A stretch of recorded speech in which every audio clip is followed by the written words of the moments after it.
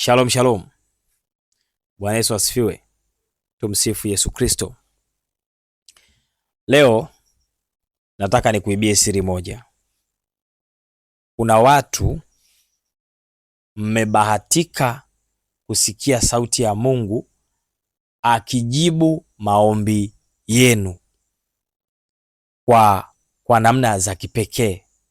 Inawezekana amekujibu kwenye ndoto, inawezekana amekujibu kwenye maono, inawezekana amekujibu kwa sauti, inawezekana amekujibu kupitia watu fulani. Sasa mara nyingine Mungu anapokuwa anajibu kwa ahadi. Anajibu kwa nini? Kwa ahadi. Kwa mfano, wana wa Israeli walipokuwa wanateseka kule utumwani Misri, Mungu alimpeleka Musa kuwapa ahadi ya kuwatoa kule utumwani. Kwa hiyo Mungu anaahidi kuwatoa wana wa Israeli utumwani Misri.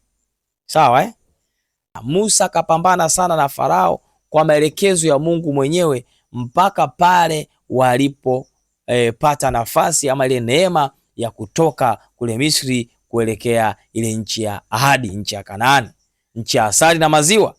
Wakavuka ile bahari ya Shamu, wakamtukuza sana Mungu. Sasa kabla ya kuvuka ile bahari ya Shamu, kabla ya kutoka Misri, Mungu aliwaahidi kwamba atawatoa Misri. Tangu kuahidiwa kwao mpaka kuvuka ile bahari ya Shamu palichukua muda fulani. Na wewe pia kwenye huduma yako ama kwenye maombi yako ama kwenye kazi yako, Mungu amekujibu kwamba atatenda. Yaani maombi yako ameyasikia. Mungu anakwenda kutekeleza, amekujibu maombi yako.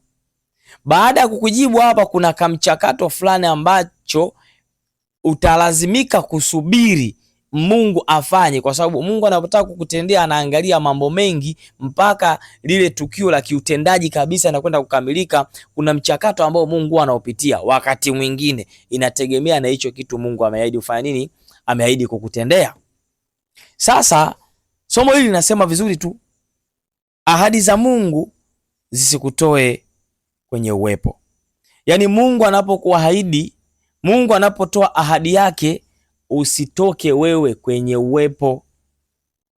Eti kwa sababu tu umeshaahidiwa unaanza kuwa wewe ni mtu wa matatizo, unaanza kutoka kwenye uwepo. Hii itakuletea shida. Inawezekana hiyo ahadi isitimie, ama inawezekana ikatimia kwa taabu, ama inawezekana ukapitia madhila makubwa sana mpaka ahadi hiyo uweza kutimia. Hili ulisikilize kwa makini sana. Nikutolea mfano wa wana wa Israeli hao. Kumbuka, walio wengi hawakufika nchi ya ahadi. Wakati Mungu aliwaahidi kuwapeleka nchi ya ahadi ya asali na maziwa, lakini wengi wao hawakufika. Wale wazee wote hawakufika, wazee wachache walifika. Vijana wengi ambao walikuwa chini ya miaka 20 ndio walifika nchi ya ahadi. Kwa nini? Kwa sababu wakiwa safarini kwenda nchi ya ahadi walikuwa wanakengeuka kila wakati, na Mungu alikuwa anawapa adhabu kwa kukengeuka kwao. Alikuwa anawapa nini? Adhabu. Kwa sababu walikuwa wanakengeuka, na walipata adhabu nyingi nyingi nyingi, na Musa aliwatetea sana.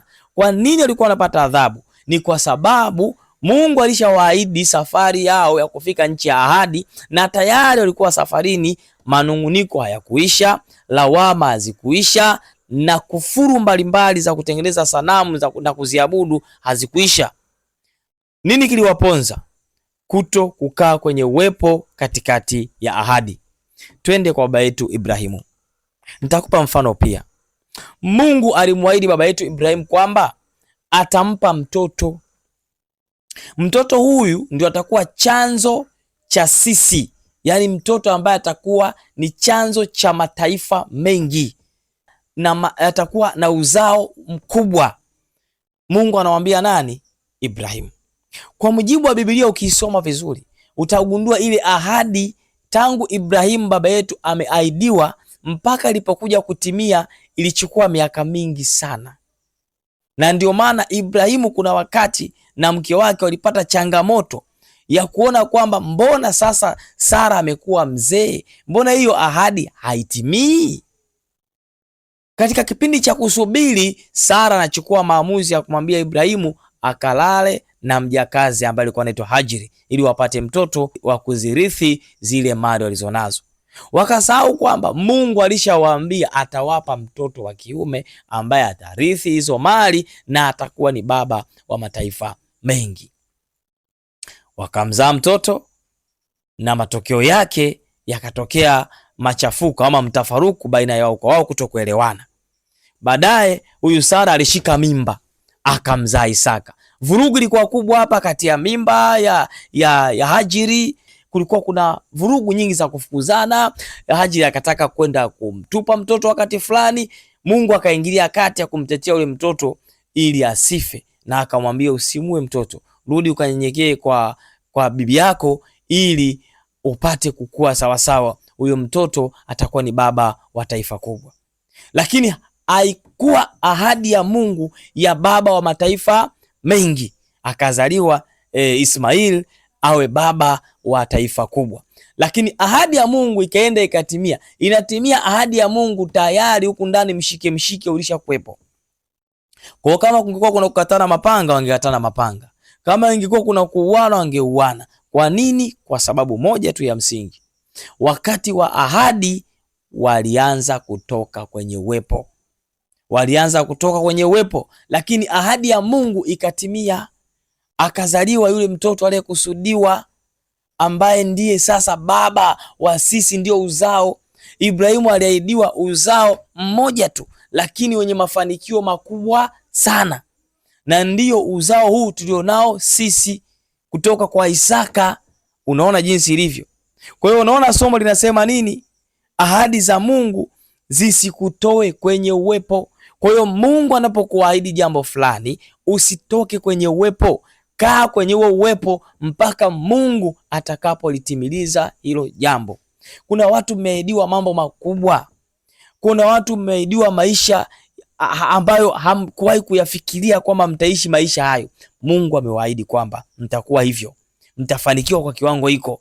Sasa ikiwa ulishaahidiwa na Mungu, hapo ndipo pa kutulia sana kwenye uwepo, kwa sababu Mungu anatenda ukiwa kwenye uwepo. Unapotoka kwenye uwepo, nimekuambia hapo mwanzo, unaweza kupata adhabu. Inawezekana ahadi sitimie, ama inaweza ikatimia kwa msukosuko wa hali ya juu sana. Hii mifano miwili ya wana wa Israeli na baba yetu Ibrahimu ikufundishe ya kwamba uwepo ni muhimu sana, hasa Mungu anapokuwa ameshasema na wewe kwa habari ya jambo fulani.